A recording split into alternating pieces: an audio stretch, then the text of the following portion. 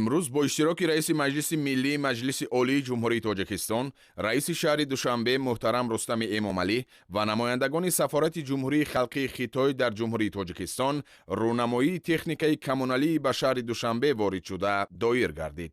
таҳкими заминаҳои техникиву имкониятҳои моддии муассисаҳои коммуналии шаҳрӣ ва дар ин замина баланд бардоштани сатҳи хизматрасонӣ барои тозаю озода намудани муҳити зист ва муҳайё намудани шароити арзандаи зиндагӣ ба сокинони пойтахт пайваста дар меҳвари таваҷҷӯҳи раиси шаҳр қарор дорад. солҳои охир дар соҳаи хизматрасонии коммуналӣ ва истифодабарии роҳҳо мушкилиҳои норасоии техникаҳои замонавӣ ҷой дошт ки ин ба сифати хизматрасониҳо таъсири худро мерасонид. бо ибтикор ва ҳидоятҳои бевоситаи президенти Ҷумҳурии Тоҷикистон пешвои миллат муҳтарам Эмомалӣ Раҳмон ва ташаббусҳои созандаи раиси шаҳри Душанбе муҳтарам Рустами Эмомалӣ ҷиҳати ворид намудани техникаҳои замонавӣ ҳамкориҳои судманд бо ҳукумати Ҷумҳурии Халқии Хитой роҳандозӣ гардид. дар доираи ҳамкориҳо соли 2021 мақомоти иҷроияи ҳокимияти давлатии шаҳри Душанбе бо Ҷумҳурии Халқии Хитой созишнома оид ба кӯмаки техникии бебозгашт ва ворид намудани 466 воситаҳои нақлиёти гуногуни коммуналиву мусофиркашӣ ба мувофиқа расонид. Китай и Таргистан ближайшие соседи и очень дружественные государства. Между нашими государствами и между народами имеется только срочная, давняя, традиционная дружба. И в эти праздничные дни, потому что сейчас мы с нашими таджикскими друзьями отмечаем 30-летие установления типа отношений между нашими государствами. Мы очень рады, что уважаемые председатели, уважаемые Рустами Эмомалӣ и дорогие наши таджикские коллеги и друзья организуют такую же презентацию. Это символично и имеет очень важное значение.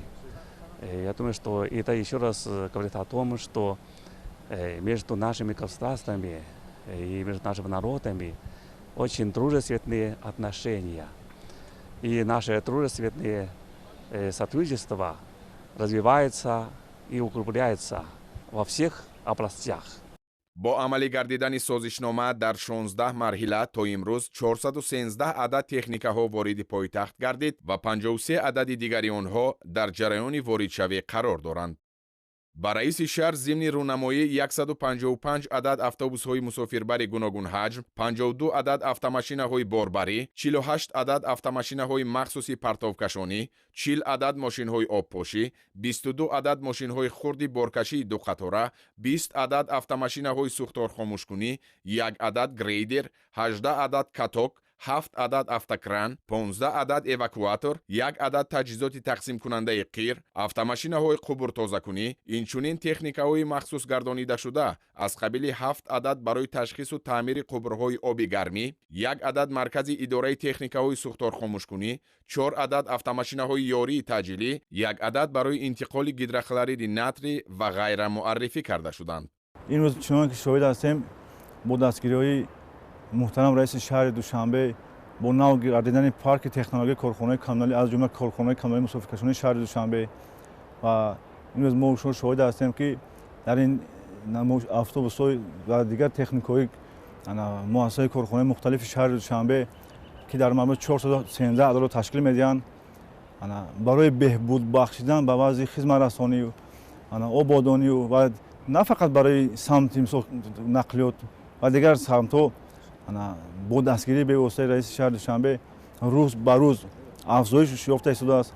аз ин иқдомҳои муҳтарам раиси шаҳри Душанбе мо мутахассисони соҳаи нақлиётро боз ҳам водор месозад ки мо боз тамоми сайру кӯшишҳои худро барои беҳбуд бахшидан ва баланд бардоштани вазъи хизматрасонии нақлиёти дар шаҳри Душанбе барои мусофирон ва меҳмонони шаҳри Душанбе боз ҳам баланд бардорем ва корхона бо нав гардидани техникаҳои нави замонавӣ боз ҳам тамоми хизматрасонии мусофиркашон дар шаҳри Душанбе ба таври хубу назаррас бар он хоҳад монд.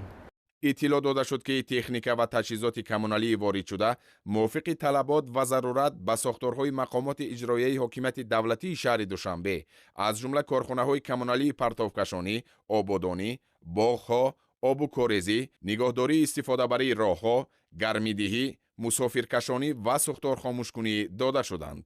дар робита ба ин бо иштироки мутахассисони ҷумҳурии халқии Хитой тӯли 1 моҳ бо масъулину кормандони корхонаву муассиса ва сохторҳои марбутаи мақомоти иҷроияи ҳокимияти давлатии шаҳри Душанбе тариқи онлайн дарсҳои омӯзишӣ гузаронида шуд. корхонаи воҳиди давлатии роҳсоз яке аз корхонаҳое мебошад ки дар шаҳри Душанбе дар самти соҳаи роҳсозӣ фаъолият менамояд ва имрӯзҳо бо дастури ҳидоятҳои раиси шаҳри Душанбе муҳтарам Рустами Эмомалӣ техникаҳои гуногуни сохтмонии роҳсозӣ ба корхона ворид гардидааст ки ин ҳам бошад баҳри баланд бардоштани сатҳу сифати роҳҳо ва мутобиқ намудани роҳҳои автомобилгари шаҳри Душанбе ба стандартҳои байналмилалӣ мебошад. техникаҳои нав ворид гардида бечуну чаро дар самти фаъолияти соҳаи роҳсозӣ, яъне метавонад ки сатҳу сифати корҳоро баланд бардорад ва мо мутахассисонро ба он водор менамояд ки роҳҳои ҳудуди шаҳри Душанберо, яъне роҳҳои автомобилгариро ба меъёру стандартҳои байналмилалӣ мутобиқ намоем. маврид ба зикри хос аст ки бо ворид гардидани техникаҳои коммуналии мазкур паркҳои техникии корхонаҳои соҳавӣ пурранавсозӣ гардида техникаҳои мавҷуда пуриқтидор карда шуда фаъолияти онҳо боз ҳам самаранок ба роҳ монда мешавад. Под мудрым и сильным руководством уважаемого президента Эмомали Рахмона Таджикистан и особенно наш трудовой таджикский народ обязательно достигнут еще больших успехов в развитии своего экономики, социальных сферах и полностью государства. И мы уверены, что наш трудовой Таджикистан только что отметил 30-летие независимости и суверенитета. И наши таджикские друзья обязательно достигнут еще замечательных достижениях и встретят свою 35-ю годовщину и успешно осуществить и выполнить все цели развития, поставленными национальным посланием уважаемого президента его превосходительства Эмомали Рахмона. раиси шаҳри Душанбе муҳтарам Рустами Эмомалӣ таваҷҷӯҳи намояндагони сохторҳои мақомоти иҷроияи ҳокимияти давлатии шаҳри Душанберо ба истифодаи самаранок ва мақсадноки техникаҳои воридшуда ҷалб намуд. ҳамчунин ба масъулин ва ронандагону кормандони корхонаҳои коммуналӣ ва дигар сохторҳои марбута ҷиҳати дар ҳолати хуби техникиву санитарӣ нигоҳ доштани воситаҳои техникӣ дастуру маслиҳатҳои судманд доданд. иброз намуданд ки роҳбарияти шаҳрдорӣ минбаъд низ барои таҳким бахшидани заминаҳои техникии корхонаҳои коммуналии шаҳр ва муҳайё намудани шароити хуби корӣ ва дар ин замина барои боз ҳам беҳтар намудани хизматрасониҳои коммуналӣ барои сокинону меҳмонони пойтахт тадбирҳои заруриро роҳандозӣ менамояд.